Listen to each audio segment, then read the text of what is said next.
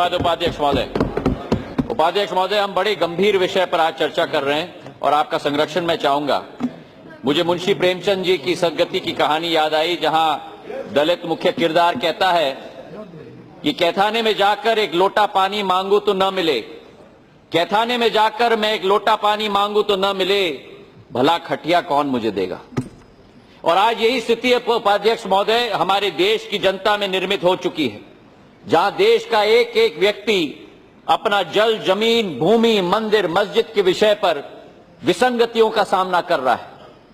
अभी अभी अपनी अभिव्यक्ति की आजादी की लड़ाई देश का हर इंसान आज लड़ रहा है, जो वातावरण आज इस सरकार ने निर्मित किया है। यह क्या आश्चर्य की स्थिति है कि पिछले 2.5 वर्षों में जो स्थितियां निर्मित हुई हैं पूरे देश में, घटनाएं के ऊपर घटनाएं, हां तेज रफ्तार आई है उन घटनाओं में उपाध्यक्ष महोदय। चाहे हम अपने गृह राज्य मध्य प्रदेश में देखें, जहां 50 दलित परिवारों ने स्वयं मुख्यमंत्री से इच्छा मृत्यु की मांग की है। इससे बड़ी क्या घटना हो सकती है, जहां एक दलित महिला ने अपने आप के ऊपर और 6 साल की बच्ची के ऊपर घासलेट लगाकर अपने आप को जला दी हो।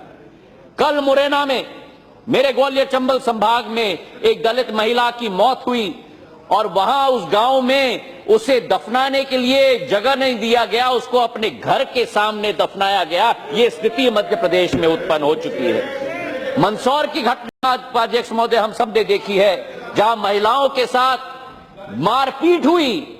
मेरी महिलाएं सदन में बैठी हुई हैं, और जिन लोगों ने उन पर मारपीट की उनको जेल में नहीं डाला गया, लेकिन उन महिलाओं को ही जेल में डाला गया। ये कहां का न्याय है? कैसे देश में हम अपना जीवन यापन कर रहे हैं? चाहे मध्य प्रदेश की हम बात करें, हरियाणा में हम बात करें, जहां 21 वर्षीय दलित महिला के ऊपर बार बार बलात्कार किया गया, चाहे हम गुजरात की बात करें, चाहे ऊना की घटना, जहां जो 4 दलितों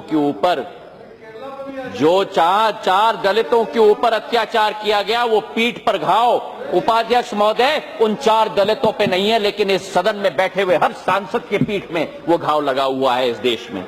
आज मैं पूछना चाहता हूं कि सौदापुर में जो 27 दलित परिवारों को अपना घर छोड़ने के लिए मजबूर किया गया गुजरात के अंदर, इसका जवाब कहां है?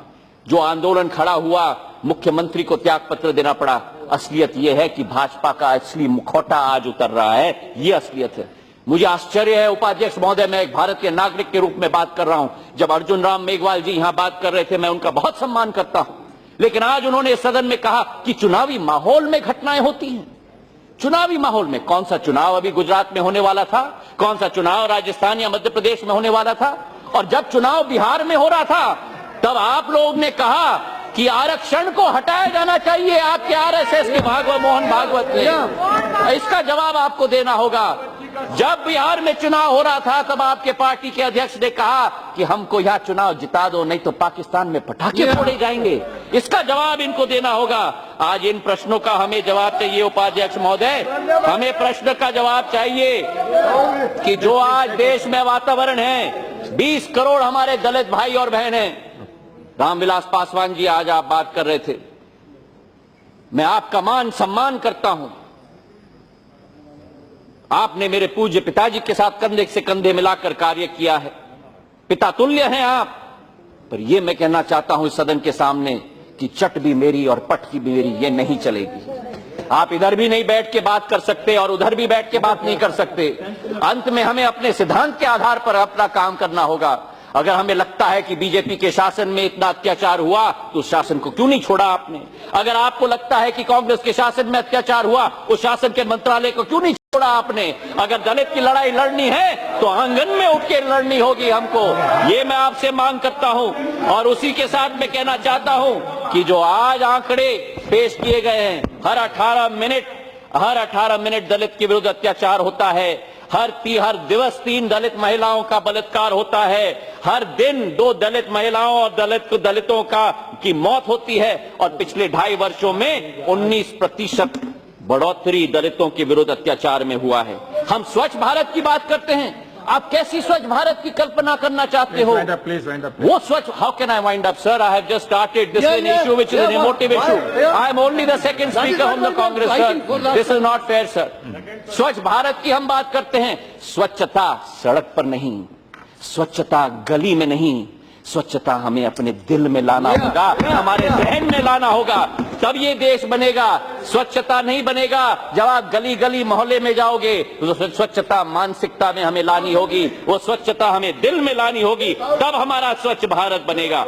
मैं कहना चाहता हूं वो गौरक्षकता के बारे में, हाँ हमारा कर्तव्य है गांव का रक्षा करना, पर उन गौ का रक्षा करना जो बीमार गौ है, जो मर रहे हैं, हजारों गौ मध्य प्रदेश और राजस्थान में मर चुके, उनके लिए कोई गौ रक्षक नहीं आया। लेकिन अपने हाथ में कानून को लेकर किसने हिम्मत की बाहर निकल के दूसरों को ऊपर पदाधित करना, इसका जवाब हमें देश में देना होगा।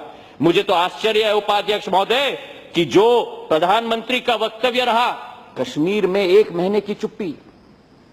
ठीक कहा मेरे भाई प्रेमचंद्रन जी ने, जब दादरी की घटना हुई थी तब कुछ बोल देते तो शायद ऊना की घटना नहीं होती। और जब बोला उन्होंने, जो बाबा साहब अंबेडकर की बात अर्जुन राम मेघवाल जी कह रहे थे, उन्हीं के पोते प्रकाश अंबेडकर जी ने क्या कहा प्रधानमंत्री के वक्तव्य के बारे में, it is too little too late. और क्या प्रधानमंत्री ने जो शपथ ली थी भारत के संविधान के बारे में, क्या कहा था कि मैं भय या पक्षपात, अनुराग या द्वेष के बिना सभी प्रकार के लोगों के प्रति संविधान और विधि के अनुसार न्याय करूंगा। और उसके बाद ये वक्तव्य आता है कि हमला करना है तो मुझ पर कीजिए, गोली चलाना है तो मुझ पर चलाइए, लेकिन मेरे दलित भाइयों पर हमला बंद करना बंद होना चाहिए। इतनी बेबसी और लाचारी का वक्तव्य के अलावा क्या हो सकता है? जो व्यक्ति कहे कि मैं प्रथम सेवक हूं, जो व्यक्ति कहे कि मैं चौकीदार हूं, अगर कोई भी वो हत्या करने का कदम उठाए तो उस व्यक्ति के विरुद्ध इस सरकार को, उस प्रधानमंत्री को कदम लेना चाहिए, तब हम आपका साथ देंगे। ये विश्वास मैं आपको दिलाना चाहता हूं। बात होती है सदन के बाहर, तेलंगाना में जाकर दलितों की बात होती है, मध्य प्रदेश में जाकर कश्मीर की बात होती है, और सदन चल रहा है और चुप्पी साधी हुई है। कश्मीर में एक शब्द मेरे प्रधानमंत्री नहीं कह सकते सदन के अंदर, दलितों के ऊपर एक शब्द मेरे प्रधानमंत्री नहीं कह सकते सदन के ऊपर। कैसे विश्वास जताओगे 125 करोड़ की जनता के बीच में? जो कहा जाता है digital India, stand up India, startup India, बस वास्तविकता है suppress India, repress India, weak India and beat India. जो बात की जाती है कांग्रेस मुक्त भारत की, अब आप बात कर रहे हैं दलित मुक्त भारत की। और जब आप झाबुआ गए थे, जब आप झाबुआ गए थे और वहां आपने कहा कि आदिवासी उन्मूलन की बात आपने की, जो शर्म की बात होती है आपके पोस्टरों पर, तो आप आदिवासी मुक्त भारत की बात करते हो। प्रधानमंत्री वक्तव्य देते हैं और अगले दिन 3 Andhra Dalits tied to trees and trashed for skinning cow, Dalits stripped and killed for stealing watch। अगर उस वक्तव्य के बाद भी प्रधानमंत्री के कुछ ना हो पाए तो उसका क्या मतलब है? मैं पूछना चाहता हूं कि वो बात की जाती है फ्रिंज एलिमेंट्स के बारे में, ये फ्रिंज एलिमेंट नहीं उपाध्यक्ष महोदय, फ्रिंज एलिमेंट आज देश में सेंटर हो चुका है और सेंटर हमारे देश में फ्रिंज हो चुका है। मैं पूछना चाहता हूं, जो प्रधानमंत्री जी ने 7 आज्ञाएं दी थी इलाहाबाद में, क्या सेवा भाव? मैं पूछना चाहता हूं कि इतने बड़े वर्ग को वंचित रख के सेवा भाव हो सकता है? उन्होंने कहा था संवेदना, जो उनके विधायक ने तेलंगाना राजा सिंह ने कहा कि जो ऊना में हुआ वो ठीक हुआ, क्या ये संवेदना हुई? जो संयम की बात की गई उपाध्यक्ष महोदय, संयम की मैं पूछना चाहता हूं, जो वीके सिंह जी ने वक्तव्य दिया दलितों के बारे में, क्या वो संयम है? जो समन्वय की बात की, जहां इनके प्रदेश सरकार है, मध्य प्रदेश में, राजस्थान में, गुजरात में, वहां क्यों नहीं संयम है केंद्र और प्रदेश के बीच में? जो पासवान जी ने अभी कहा कि प्रदेश सरकार को कदम उठाना चाहिए, ये क्यों नहीं आदेश देते प्रदेश सरकार को कदम उठाने के लिए? जो संतुलन की बात की गई, जो सकारात्मक की बात कही और संवाद की, जो हमारी मायावती जी जो 5 बार मुख्यमंत्री रही हैं, सांसद है, उनके बारे में टिप्पणी की गई, क्या वो संवाद की बात होती है दयाशंकर के बारे में? तो मैं पूछना चाहता हूं